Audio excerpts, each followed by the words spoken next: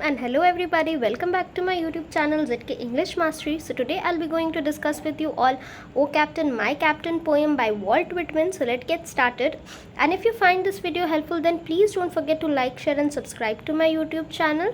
So before starting with the video, I would like to give you the feedback of what this poem is all about.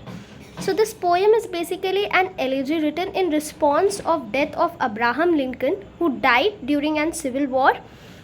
So basically यहाँ पर जो ये captain word है वो represent कर रहा है अब्राहम लिंकन को.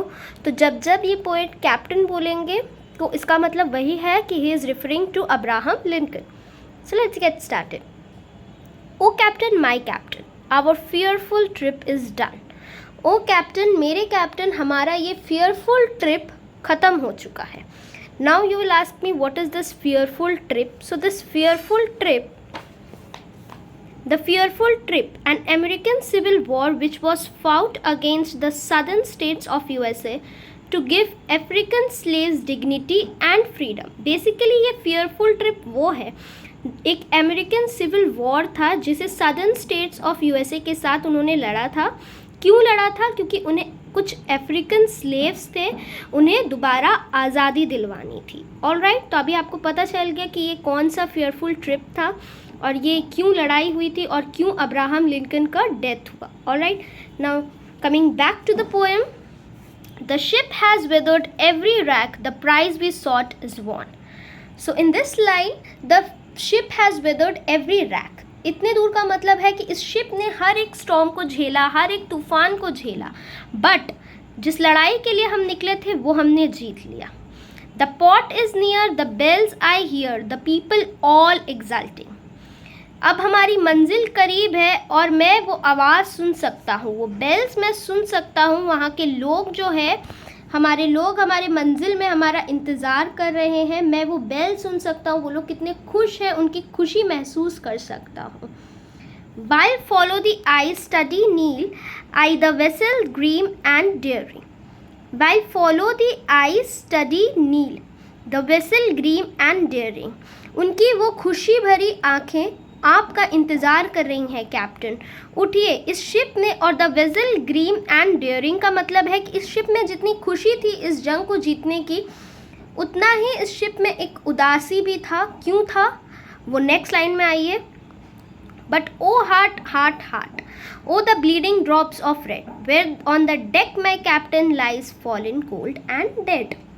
सो in this 4 lines we can clearly see that कि इस 4 लाइन से हमें समझ आ रहा है कि इस जंग के दौरान, इस वॉर के दौरान उनके कैप्टन का डेथ हो गया. But O heart heart the bleeding drops of red, मतलब कि ब्लीडिंग ड्रॉप्स ऑफ रेड यहाँ पर खून को सिंबलाइज किया जा रहा है कि डेक, उस शिप में उनके कैप्टन पड़े हुए थे, कोल्ड एंड डेड, मरे हुए पड़े थे, और उनका खून जो गिर रहा था उसे यहाँ पर बोला गया है O the bleeding drops of red. Now coming to the next stanza.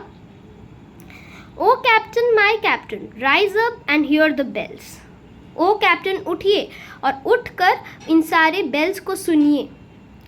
Rise up for you the flag is flung.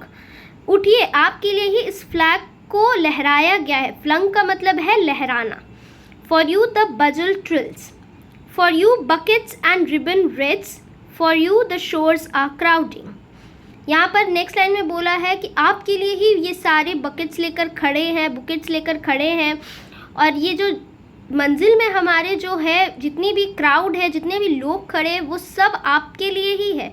ये खुशियाँ, ये बेल्स, ये सब कुछ आपके लिए है.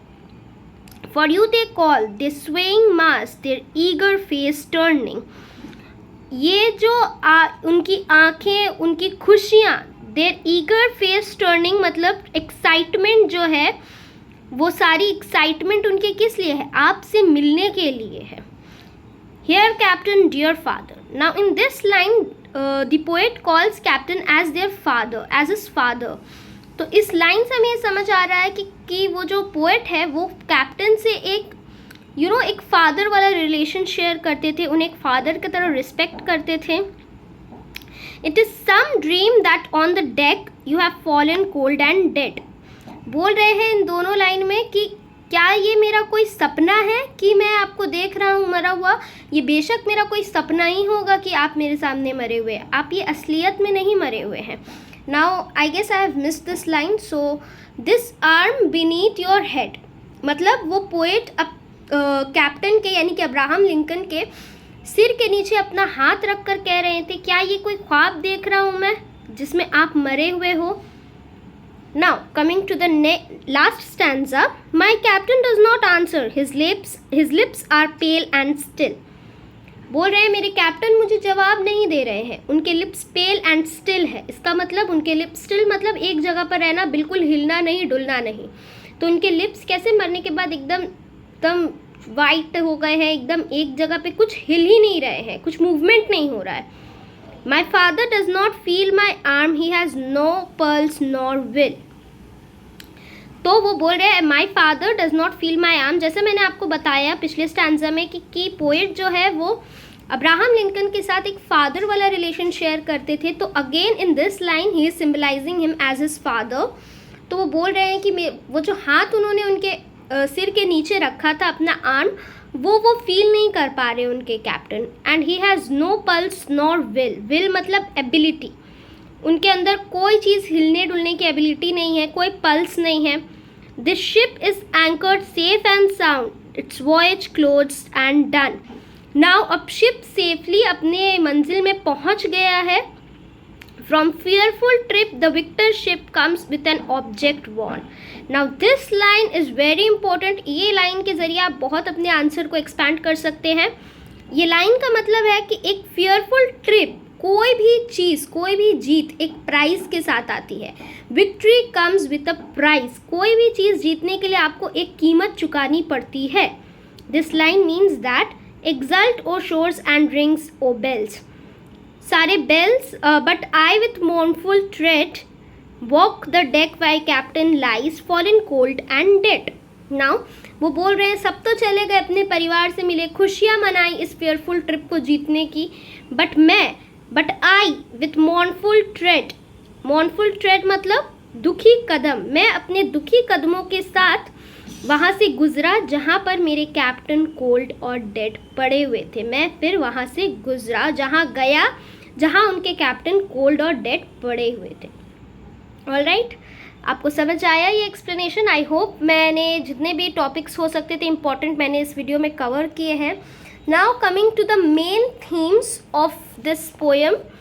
The main theme of this poem is expression of grief. जैसा कि आप देख सकते हैं इस पूरे पोएम में पोएट ने हमें बताया है कि उनके कैप्टन मर चुके हैं। So this poem is basically an expression of grief. Alright, now what lesson does this poem gives us?